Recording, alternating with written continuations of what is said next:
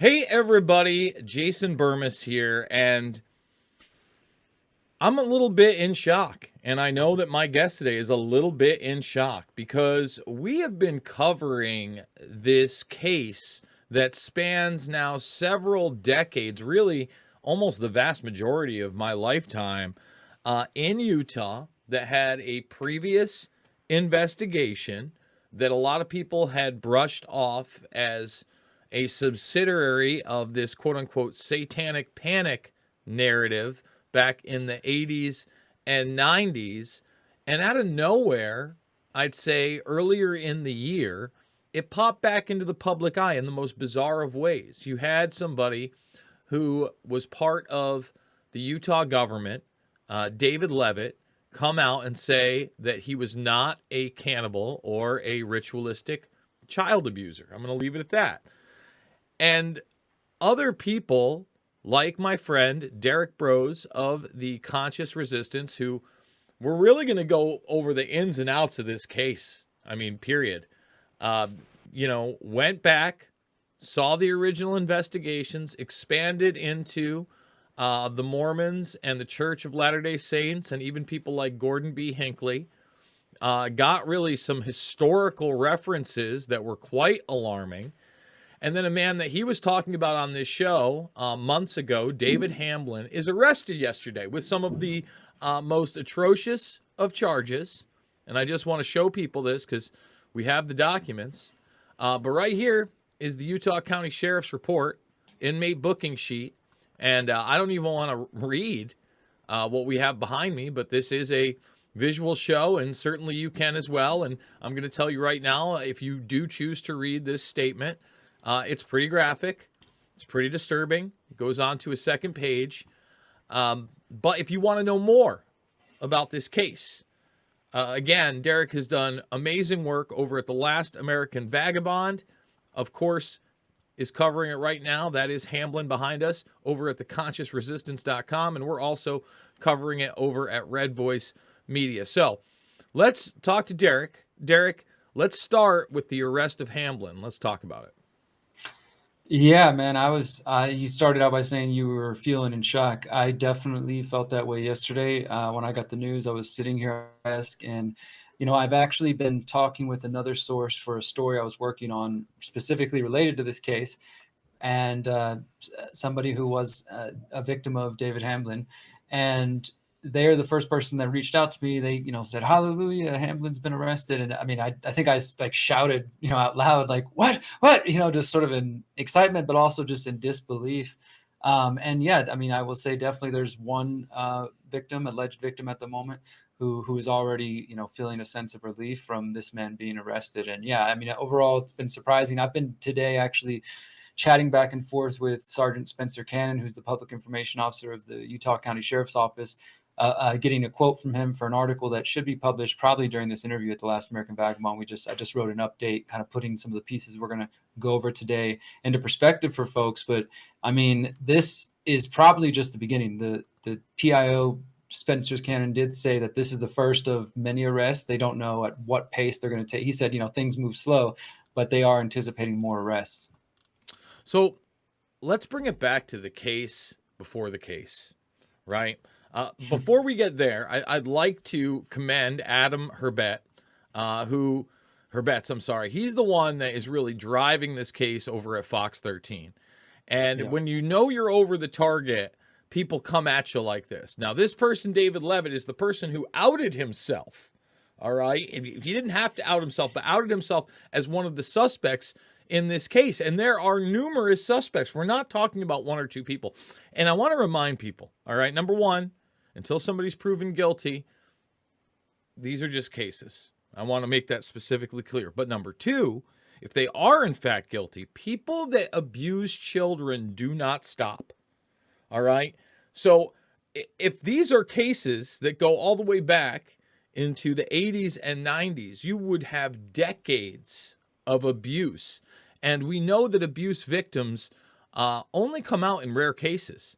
And especially when they see other abuse victims come out and then not be portrayed as victims of abuse but perpetrators of lies. So this is Hamblin right here. Or not Hamblin, I'm sorry. This is Levitt. Love And it. I really want to call out Fox 13. Are they here? That you? Shame on your news station. Shame on Adam Hurwitz. That's Utah County Attorney David Levitt, and 2.5 months ago, upset with Fox 13 News for asking about allegations against him. Rather than answering our questions, Levitt held a news conference to announce he was the subject of a ritualistic child sex abuse investigation that would probably go away soon. But that hasn't gone away. Today, prosecutors talked about the case in court. Tonight, Fox 13 News investigative reporter Adam Hurwitz joins us in studio with information about another suspect with ties to Levitt. So, obviously, we can now talk about at least one of those suspects with Hamblin being arrested. Let's bring it back to your reporting on this case and the original investigation, because when that starts to unravel, you really get into the darkness into an individual called, quote unquote, the Punisher, which, if true, again, these are scenes out of a Rob Zombie horror movie that involved the abuse of children. Derek, go ahead. Yeah, absolutely. So, let's start with the announcement that you were just talking about. David Levitt, he's responding. He came out with his own press conference in response to the sheriff's office announcing an investigation into ritualized child sex abuse. This took place May 31st. So that's what we've been dealing with the last 4 months this summer, just kind of slow developments, but really nothing happening, and almost to the point of kind of thinking nothing's going to happen. I guess, it's just going to disappear, which, now there's an arrest. So that case, though, we didn't know anything about the details, even though David Levitt himself inserted himself into the investigation. The sheriff's office still hasn't confirmed nor denied whether he is a suspect. I mean, I think it's pretty clear now. We know that David Lee Hamblin was arrested, and the documents that David Levitt was speaking out saying, hey, me and my wife are listed in this. This is all politically motivated. Those documents directly relate to the case against David Lee Hamblin from 2012. So the man who was just arrested, David Lee Hamblin, a therapist in Provo, Utah, he was actually originally arrested in 2012 under very similar charges of sodomy and rape and, the sexual abuse of children. And that case went on for about 1.5 years and was dismissed without prejudice in 2014, which meant that it could come back later against him. It wasn't dismissed, despite what David Levitt tried to make it appear like. It wasn't dismissed for lack of evidence, or because, as David Levitt said, it was the story of a tragically mentally ill person. It was dismissed because people were dragging their feet and the prosecutors were having difficulty getting all the documents they needed. And so ultimately they were forced to kind of let the case go, and the judge dismissed it because they couldn't just hold David Lee Hamblin forever. And they're like, hey, we're having trouble getting the documents we need from certain agencies and things of that sort.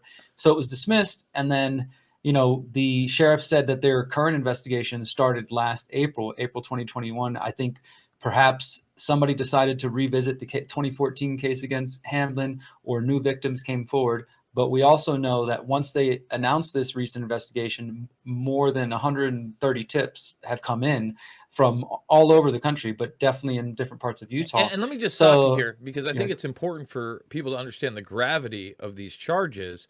We're talking about multiple children well under the age of 10 years old, number one. Number two, we're talking about, I believe, the production of CP, because, again, these things were filmed. Number three, hypnosis is involved. Yeah. As a therapist, this person was literally not only scolding these children while they were being abused. It's me putting it very lightly, folks. But manipulating, just some of the, most disturbing stuff that you couldn't make up in a horror movie, that's now not only being revisited, but obviously they're arresting people. And they've arrested Hamblin, and they've charged him with this. So, again, the first case, they made it seem like, they didn't have enough evidence, et cetera, et cetera. But now, just like you said, another 130 tips. Now, some of those tips might be poison. Let's put that out there. I think that's really important.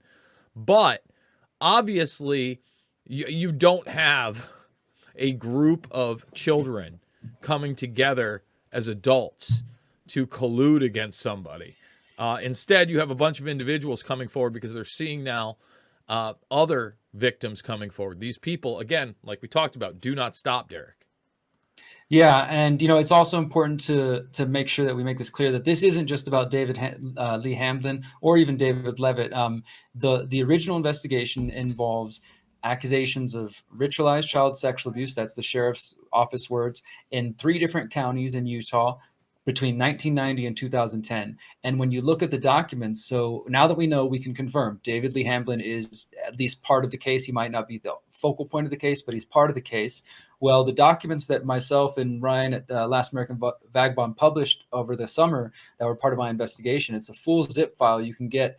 And in the new article coming out today, there will be another direct link to that. This has all the witness statements, the victim statements against David Lee Hamblin, as well as video and audio recordings where he was being interviewed. And, he himself admitted in a recall that he didn't know was being recorded, that he apologized, saying, "Sorry, I raped you," to one of the victims. But my point with this is that the victim statements describe not just one man, David Lee Hamblin, or even 2 people, David Levitt, but a network of different people. They do talk about an organized, you can say cult if you want, but an organized group of people enacting different sex parties, ritual abuse parties. And some of them, as you were kind of hinting at earlier with the nickname of the Punisher, I mean, these are things like children being put in boxes for hours at a time and coming out and not being able to walk right, and then being physically and sexually abused. Some of the documents do refer to some of these individuals calling out to Satan or to Lucifer. There are those elements within these documents as well. It's some pretty disturbing stuff. There's some Texas Chainsaw Massacre type stuff, if you know what I mean by that. Yeah. Again, we're just going to leave it at like skin suits. You think that the darkness can't go beyond the big screen and that it's all fun and games. But unfortunately, there are disturbed people, and we'd like to think that all those people get caught and they would never collude with one another. They're lone crazies. Remember the narrative around John Wayne Gacy, which I think was again shattered in The Clown and the Candyman with Dean Carroll and others. People need to see that. But again, it's one person and they're doing the crazy thing. And even this new Dahmer series, right, that's out on Netflix. Again, there's no chance that there might have been something more to Dahmer or his collusion with anybody else. We now have chaos out there about Charles Manson.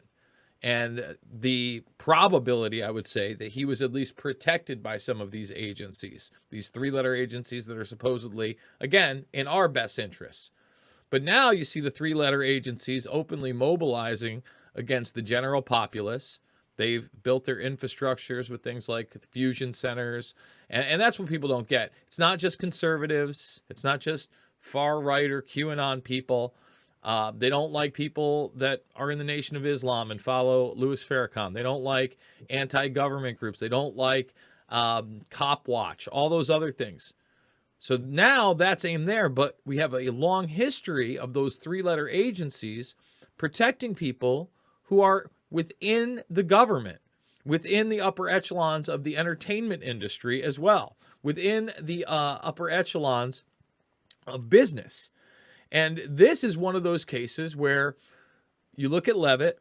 Levitt is very much in the inner workings of Utah, of that entire state, and it goes just beyond this country, even globally. We've actually talked about that. He has some interest in the Ukraine. And then this other individual who is named as the quote-unquote Punisher is in the media in many ways. And it sounds bizarre, and you can't make it up. And obviously these people would have been caught. But as I've talked about on this show, I want people to go rewatch really all of True Detective. I think all 3 seasons are very powerful and hint at things, but especially that first season. And spoiler alert, yeah, they get the guy, but it's obviously not the guy. And it's a network of people, and they even refer at the very end, we couldn't get all of them. And he's like, hey, man, that's just the way the world works. So, wow. So speak to, if you haven't seen it, you need to see that show. I'm actually in the middle of watching it right now. So thanks for the spoiler, and I'm excited to see where it goes. Well, I'll tell you what, the other seasons, although they're their own stories, they all take place in the same world. And it very much kind of alludes to all these things in the background. The next season alludes to, for instance, powerful men in a Bohemian Grove type situation, trafficking in women, as well as other things. So, Hollywood does give you some kind of a picture, but it's always in the background, and in the foreground is kind of this cartoon level, like, for instance, the Texas Chainsaw Massacre people are just disgusting people. There's no way that they could really make it. It's cartoon level, right? But then you see some of that behavior, and this person is probably looked upon as, not only a functioning member of society, but somebody you would look to as, say, an authoritative source, Derek. Yeah, an upstanding citizen. I think that's also some of the most disturbing things about this, right? And this is why, again, like the shock of, oh my God, something's happening, is because this isn't like in the case of the Finders, or even like, let's say, Gordon B. Hinckley and the coverage I was doing on that, people who are dead and gone, and now they're coming out and saying, oh, by the way, these people did that. This involves people who are alive right now. David Levitt is still the county attorney. They could be maybe waiting till he's out of office to make an arrest in that case, if that's coming. And I definitely think we don't know the full extent of what he's involved in Utah through his Levitt Foundation. In Ukraine through his Levitt Foundation. And then, of course, there's the ties to the Mormon Church. Like, I think probably right now with the arrest of David Lee Hamblin and the fact, I don't know if we've mentioned this, but he was denied bail. So he's not going to be released at all until there is a trial. Which is amazing, by the way, because Yeah. in a time now, first of all, when not only a time now, but for a long time, with the deck stacked against us in these cases of high-level child abuse that have any hint of the darkness we're talking about, to have a judge say, you know what, maybe enough is enough, and this person doesn't go bail. I mean, I just reposted a story from the Dalton Report on Twitter. They do great work, but you got an individual who is arrested again. Let me say this again, for the abuse of someone under 10 when this person abused a 4-year-old. Here's the deal, okay? You abuse a 4-year-old and you get convicted in any way, shape of sexual abuse of a 4-year-old, you don't go back into society, period. That's it. You're out. We don't need you here. We never wanted you here. It's society's job then to protect every other child in it from a predator like that. And we failed again. So this is just so refreshing to see a judge do this. And I'm hoping for more arrests. But speak to that. Like, we have this consistency in this country, although people don't see it because it's only in headlines when somebody in the Catholic Church gets caught or somebody in the Boy Scouts gets caught. And there's a large organization behind it. But even then, they don't get into the nitty-gritty details, right, at all. There always seems to be this idea that we're going to go light on them, or there's another chance, or maybe they go to rehab somehow. I mean, that's imagination land. When you're a predator on a child, you're a predator on a child for life. I want to send you this, Jason. I'm going to send it to you real quick just to see if you can put it on the screen there. This is, I think, maybe something we should, it might give us some insight into where things are headed. If you go to the press release for the Utah County Sheriff's Office, I'll just send it to you, where they have the David Lee Hamblin arrest press release, right? But it's interesting to note, and I think you shared it with me. I know a couple other people shared it. There, right before the David Lee Hamblin press release, is another arrest that they announced about a week or two ago, and that's the arrest of this other official. Now, we don't know, and they don't say if this is tied to the same investigation, but I just find that this is curious. They arrested a man named Gary Lee Bell for child sexual abuse and exploitation charges. And this guy is the former attorney within the Utah Attorney General's office. So you have people with, you can just see the corruption going on here. You have the current county attorney, David Levitt, suspected of, something, or at least we know he's actively accused of things in this current investigation. And then you got a man named Gary Lee Bell, former attorney within the Utah Attorney General's office, being arrested for child sexual abuse charges because they found him with child porn on his devices and stuff. So I don't, and again, it doesn't say explicitly if this is connected to the other investigation, but it's just like, what the heck is going on in Utah, first of all? And well, the guy is 66 years old too. So again, he fits in that age range. Because again, they're not specific, if anything else other than the child pornography is going on. But like you said, these are networks, and perhaps on a, they got the tip because he was somebody involved. I mean, that's pure speculation, but again, they're in law enforcement. Right? These people are part of the supposed government that's supposed to be protecting the rest of us. And if they're guilty of the crimes they're being accused of, they are the monsters among us that nobody wants to talk about. Exactly. I mean, and this is what makes reporting on some of this really hard, man. Is like I have another source that I'm hoping to do some reporting with in the next week, especially now that David Lee Hamblin has been arrested. They feel a lot more, excited about this and comfortable coming forward, but they also do not have any trust in the police because this person claimed that they have tried to come forward in the past and discuss their abuse or tried to get some help with abuse that they suffered. And got no help from the law enforcement in Utah. And I won't say which specific area. But so, when those kinds of things happen, when people who are victims, or at least they say, look, I have a story, I need to tell it. Like, can you please investigate it, see if we can get to the bottom and get me some justice. And they're just totally ignored or cast out or demonized. Then, yeah, it does discourage people from speaking up. But hopefully now with this arrest of David Lee Hamblin, and the rest of this other guy, just in general, those kinds of actions being taken. And as you mentioned, like being denied bail, that's a big step, right? That will hopefully show anybody out there watching as well who might have information or details they want to share to feel a little safer. Now, at the same time, I totally understand. I want to share this with you. This is going to be in my article here in just a bit on Last American Vagabond, but I'll share it here as well. I was talking to the Sergeant Spencer Cannon, the PIO, about this as well. And I just said, frankly, like, look, there are people who are, who really have lost faith in anything positive happening, and are sort of like shocked that this arrest even took place, but are skeptical that justice will be served or whether or not David Lee Hamblin will even make it to trial, or something might happen to him. And Sergeant Spencer Cannon said the following, quote, "We have been trying to break down those walls and expose, arrest, charge, and convict those responsible for these things." And then he said as well, and I think this is interesting, one of the most disturbing and disappointing things in our overall investigation was when Levitt came out and referred 5 times to the victim as tragically mentally ill, his own words. To shame and blame a victim because of what he says is mental illness is reprehensible. To say a victim is not credible because of mental illness is beyond shameful. And this is exactly what he did. So just, interesting aspect there. You know what? I'm hoping. And listen, I believe there are good people in the world. I believe there are good people in law enforcement. I believe that's the only reason that Epstein was ever arrested in the first place, is because in the court of public opinion, people couldn't believe it and they were outraged, and they reached some local law enforcement in New York, some people that had just had enough and said, hey, we're going to take a different angle. And that was the end of that. That's about as far as it went. I mean, as soon as it got to the federales, obviously things changed tremendously. And the first suicide in MCC happened in 13 years twice. It's just, it's wacky but true. But listen, I looked at the Gary Bell thing a little bit closer. Again, you were the first person to talk about it. He also denied bail. And we were talking about, again, aggravated sexual abuse of a child, first-degree felony. We're talking about sodomy. And then you have exploitation of a minor, 12 counts. So that, to me, would suggest that there is the possibility, like we were discussing, of some kind of production of CP, of some type of a network. Again, 66 years old.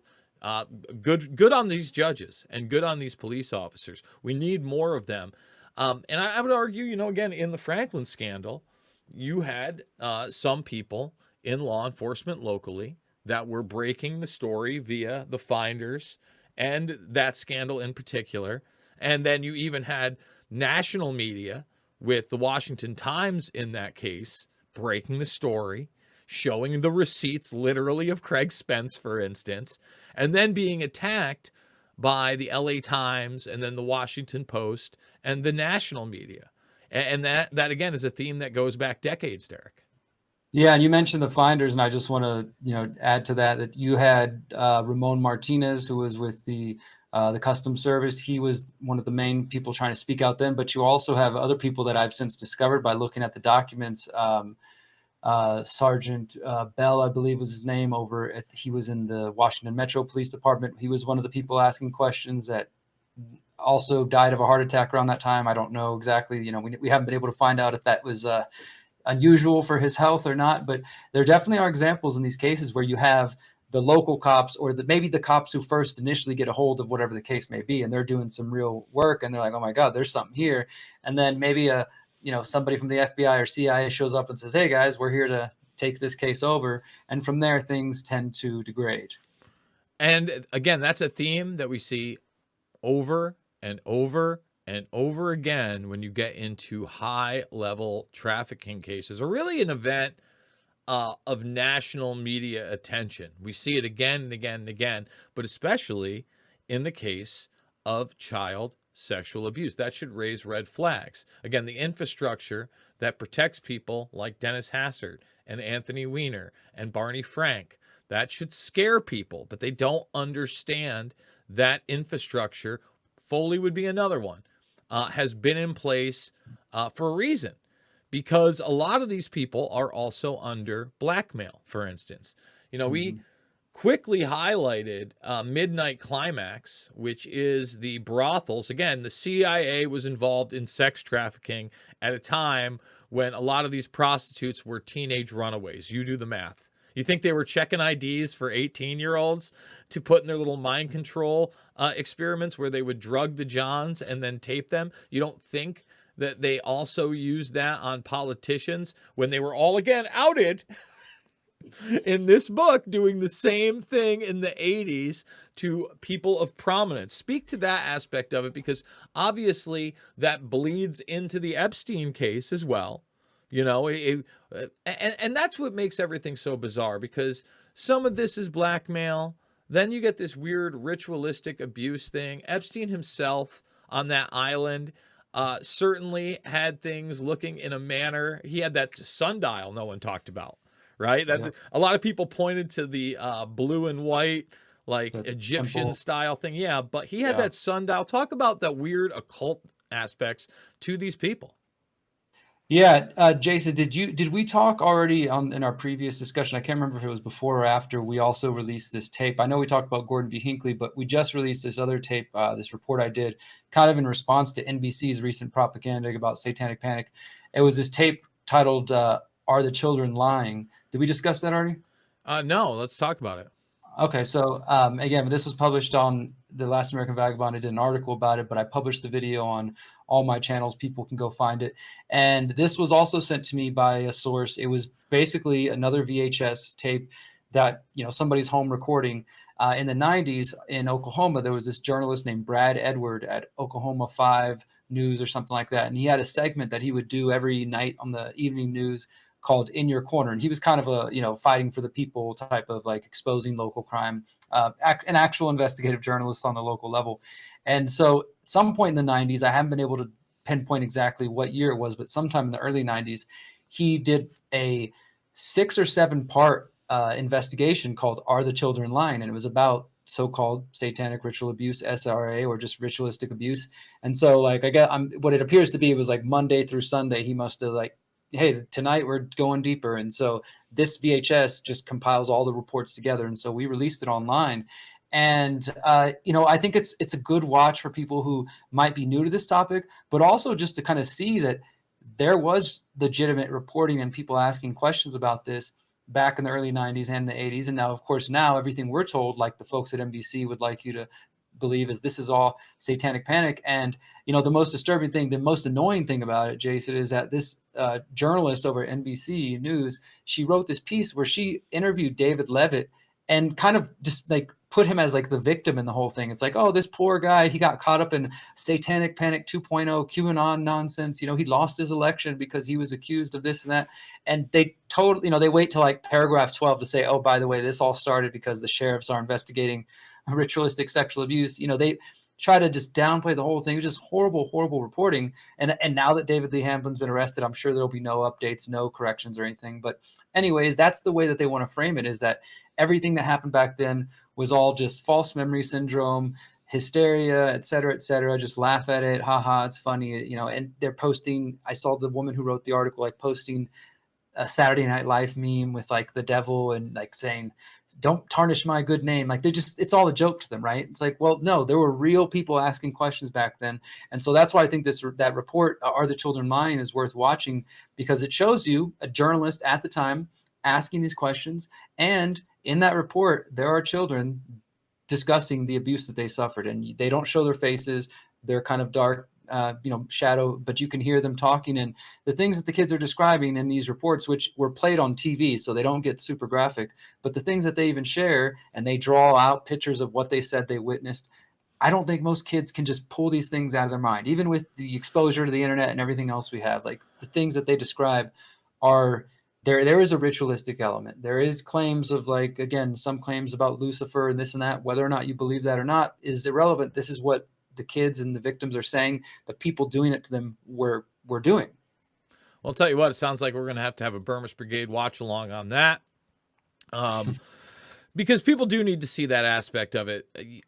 I think it's important you brought that up, because you have this Holly weird, cartoonized idea, number one, of what it is, right? And how it's really not possible outside of a lone nut, and it's not possible outside of a loony family. They couldn't possibly have any power or anything like that, right? I think that True Detective breaks that mold. But then you have well-meaning people that want to believe in heroes and villains, and maybe already have a religious edge to them, that will take information that is simplified and truly is misinformation. So instead of talking about the Crowley-esque origins, not Crowley-esque, I mean, I only say Crowley-esque because he says he was incanting a demon, but writing down that the most powerful type of sex magic is basically raping a young virgin boy, and at the height of climax, cutting his throat and taking the blood, and that's drinking it. And that's kind of where this adrenochrome madness comes from. Now, the other end of that, adrenochrome is a real drug. You can get it. It does come from the pineal gland. It is prescribed in some cases. But you take those two things, you morph them together, and then you put Ellen DeGeneres in them with no actual information, and it's some kind of a weird message board drop. And that's what goes viral. Yep. And then you see all these photos. Oh, look, they've got ankle bracelets, and they're not looking well because they haven't had their adrenochrome. So then all of a sudden, that is the new cartoon that the media runs with all the time. Yep. When Derek and I talk about this, which is well documented, when we can name names of political elites, when we can name names of Holly weirdos, okay, that absolutely do abuse children, that's their go-to, that's their discrediting. And now it's not just the debunkers or even the authoritative fact checkers that we're seeing or the censors. They've taken it to the next level, and you're a domestic terrorist. Speak to that. Yeah, well, two things there. I mean, you're right, and that was part of the reason I chose to do a video and an article in response to the NBC piece, and kind of time it with, oh, by the way, you think it's all fake? Here's a report from back in the 90s with the real journalist, right? Because it is beyond frustrating, man, to have spent the last 4 months digging out sources, emailing, calling people, checking my facts, doing the real work, and then to have some former librarian, now journalist working for NBC News, publish this, 1,000-word report that's getting tweeted by a bunch of other blue checks on Twitter elsewhere and promoted. Oh, those blue check marks. There again, you see one of those, you know they're there for you. Give me a break, but continue. Yeah, and they just laugh it off and dismiss it. And again, like, for me, it's not about like, hey, I'd like somebody to recognize my work. Of course, those things are nice as well. But for me, it is like I think I was telling you last time, it really is about the victims. I've been speaking with the victims of Walton B. Hunter of the Mormon Church, his daughters, trying to get their voices heard. Like I said, I have another source who is pretty close to David Lee Hamblin and is going to be coming out and speaking now that he's been arrested within the next couple of weeks. Like, those are the people that I care about. Those are the stories that need to be heard. And when these hacks, it's the nicest thing I can say, at NBC and elsewhere, can just use their big soapbox and just downplay all this, and then give somebody like Levitt a voice. I can't necessarily say that that there's no connection. Part of it feels like that was done to maybe even preempt this arrest and what might be coming for Levitt. Just downplay it, because the fact that they kind of plucked him out and made him the focal point of this article, they went into other stories, but they were like, oh, boo-hoo, poor this guy, because of these crazy QAnon people in Utah, he lost his election because he got accused of this and that. It's just, it's so frustrating to deal with that. And I think that ultimately the reason for the obfuscation and the QAnon poisoning the well of the real investigation of the Franklin scandal, the finders, and all the other things you've already covered, is for that specific purpose, so that people like us look crazy and other folks they might come visit my website and they see something about ritual abuse, and something goes off in their mind saying, what is this, QAnon? What is this? You must think that there's tunnels with Trump saving the day, right? They're going to make whatever assumptions they want. And because that's just how a lot of people operate. Now, those who have critical thinking, of course, will look at it and see what they come up with. But that is got to be one of the most annoying parts of this whole operation. And I do believe that was 100% what the QAnon scheme, whatever you want to call it, was all about. It was absolutely, again, it was misdirecting well-meaning people to believe in superheroes and simplify what was going on in these mass generalizations of they're a blood-drinking Satanist, et cetera, et cetera. Don't worry. Trust plans. We're all together. It was massive hype and groupthink around deception. And I really want to point to this again because it's really important. These are real people. And child abusers don't stop. Ever. They don't stop. They go until they die. They don't just call it a day, folks. I want to make that very clear. So when you're carrying water for these people, shame on you. Shame on you.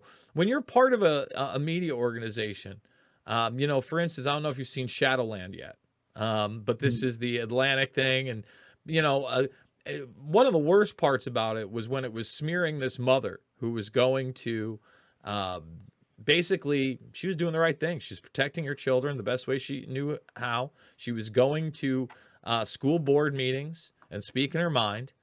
And, this woman, I guess, had a couple of QAnon posts because she certainly wasn't talking about it all the time in the interviews. But they found those I don't know whether they're retweets or Instagrams, but then they melded it into this narrative that if you question anything during that time period, and we're on YouTube, so I'm not even going to say the words, but then you're a kook and a nut. And basically they portrayed everybody in there on that show of this guy has lost, the opportunity to see his daughter. These two are in a tumultuous relationship and, they're crying all the time. This person's going to jail and being defended by somebody who's in the sovereign citizen movement, etc. And then also lumping that all into QAnon and it's time for a civil war. And they also lump that all in with, if you're talking about high level sex abuse, they never mention Epstein. Speak to that aspect of it too, because now they're ramping it up with us versus them. And it's not, you and I've never been a Republican, bro. We've never gone down that, neoconservative march or been preachers. We've been just trying to tell the truth from our own perspectives. And by the way, have disagreements along the way. No big deal. But now again, they're lumping everyone in, and it's really anybody that's questioning the establishment. Yeah. So back to that point. So that is the other component of when I was writing about this NBC article. It wasn't just about the David Levitt aspect, but I also included, and it was so weird. These two articles came out on the same day, two different NBC reporters. One is like, hey, satanic panic's a fake thing. Just laugh at it. Don't worry. Feel bad for David Levitt. Then there was this other report that was reporting on how a man in Michigan had shot his wife and his daughter. The daughter didn't die. The wife did die. And that's like the main story, right? Man kills wife, shoots daughter. He's under arrest. There's an investigation going on. No, but NBC frames it like, oh, well, one of his daughters said that he followed Trump and QAnon posts and he believed election lies. And so that's like the headline, of course, right? And the first few paragraphs are all about this man's political beliefs. And then again, down in paragraph 10 or 11, they admit that the sheriff's office investigating it has no motive at the moment.